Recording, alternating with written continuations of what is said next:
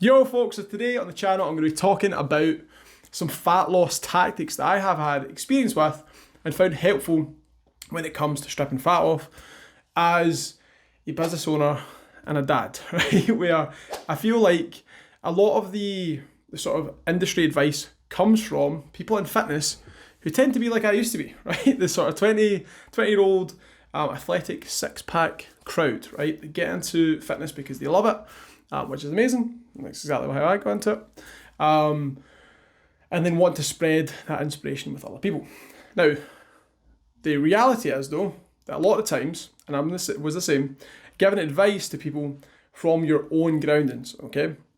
So from that perspective of being a young guy, and finding it quite easy to go into a fat loss sort of a program or go into a fat loss mode or whatever, right? So a fat loss phase is what I was looking for.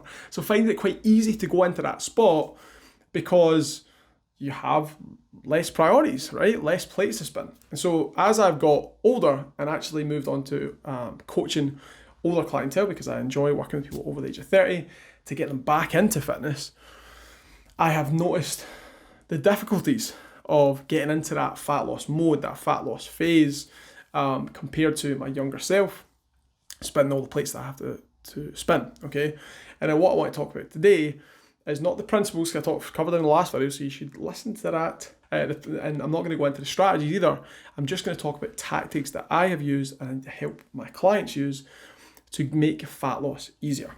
So number one is going to be calorie cycling. If you've never been introduced to this is going to be your savior to have some level of social life, go out with your family, and be able to hit your calories, get in a calorie deficit, and get results. So essentially what you're doing here is, instead of just thinking about your calories and your macros for the day, you can think of them and expand them for the week. So let's just, easy example for me, doing the maths. So let's say you're on 2,000 calories a day to lose a pound per week.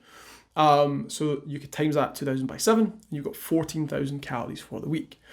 If you break it up like that, it means that you can cut it up into those 7 days, and have more calories on certain days where it makes sense, the weekend, and less calories when it makes sense to have less calories, when you're busy working Monday to Friday. And so it means that you can have ice cream with your family. It means that you can have a takeaway on a Friday. It means you can go out for a meal. It means you can go out and drink alcohol, if that's what you're into, right? So you've got more options because you're thinking about budgeting your calories for the week. A bit like if you're budgeting money, right? Hopefully no one is spending the same money they do at the weekend as they do through the week. You spend a little bit more at the weekends, and your budget allows you to do that. Whereas if you spent the same way as you did at the weekend every single day, you'd be skint, or at least I would be skint. So it's just about budgeting those calories. So calorie cycling is just cycling those calories up and down to fit your lifestyle. So that's tactic number one. Tactic number two for me is forgoing counting calories. Now, I would not advise this for most people because you want to have that foundation of understanding calories and understanding macros. In my opinion, that's the first thing you need to cover and learn. But then you can move on to doing things like what I'm going to talk about. So you can have set numbers of meals each day depending on how you're cycling your calories. So you could have OMAD, 1 meal a day. Now this might sound pretty extreme, but this is something that I've used myself and I'm using at the moment to allow me to have one day where I have really low calories to make up for the other days, weekends, and make it simple for me. And it means that I don't actually have to track my calories through the week because I just have one meal on a Monday, for example, and then Tuesday, Wednesday, Thursday, I have 2 meals and as many wholesome snacks, okay, as I like. There is limits to it, obviously, because I understand the calories. And at the weekends, I kind of have free range. Apart from on Sunday, I have to stop eating at 8. So that's more moving into how can I apply the calorie deficit for me, okay, without having to track calories, even though the strategy is calorie tracking. Hopefully this is making sense. So I'm still tracking calories. That's still my main strategy for getting into a deficit and for having fat loss. But I'm just doing some little day-to-day tactics that allow me to track the calories more easily. So when I do OMAD, for example, that one meal a day on the Monday, it's the last meal of the day, dinner time. I don't eat anything else the rest of the day, no snacks, nothing. And that meal at the end of the day can be 1,400 to 1,600 calories. Just depends how hungry I am, right? That's roughly what calories I have. I don't have to track them for the day because I just have to track them like in my head. Like I just have to see it's 1,400 calories by looking at the package and working it out using previous experience. And then on the Tuesday, Wednesday, Thursday, I know that I have 2,400 calories to play with. And so I just have 2 meals at 1,200 each. Or I have 2 meals at 1,000 calories each, and then I have 2 like wholesome snacks, okay, so like protein or fruit or vegetables. And it means that I am going to hit my calorie target, which for me is 2,500 average for the week, okay, 2,500 to 2,700, somewhere in there, to lose the 1.5 pounds that I want to lose at the moment, all right? So that's another tactic, is to use OMADs or TMADs, right? 1 meal a day or 2 meal a day with set calorie limits that you can use so that you don't have to track calories every day, but you're just kind of bringing some rules into your calorie tracking so that life is just a little bit easier, or certainly I find it a little bit easier doing that. So hopefully that's helpful.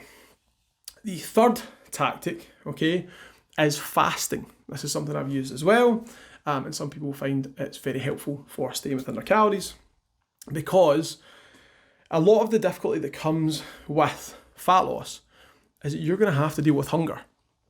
And it makes sense to consolidate that hunger around time, in my opinion, that you're busy. So if you're someone who gets up in the morning, you know, got lots of things to do, got to drop kids off or got to race to work, then it makes sense to maybe not have as many calories in, or maybe even fast in this example, okay? So you just have like a black coffee or a tea, whatever your beverage choice is, and you just go straight into your day and you fast until lunchtime from the previous night. And this means that, yes, whilst the processes, like I call it background processes, are maybe saying hungry, I am hungry, you are really, really busy. And as long as you can get to lunch and have the control to make the educated choices, or you already have the food set up and ready, then you can use that as a way to control your hunger and stay within your calories. So you can either advise fasting in the morning if you're more of a morning person, you're really busy in the morning, or fast at night if it's the other way around, if you're more busy at night time. So these are 3 tactics that I've used all the way through my sort of fitness journey.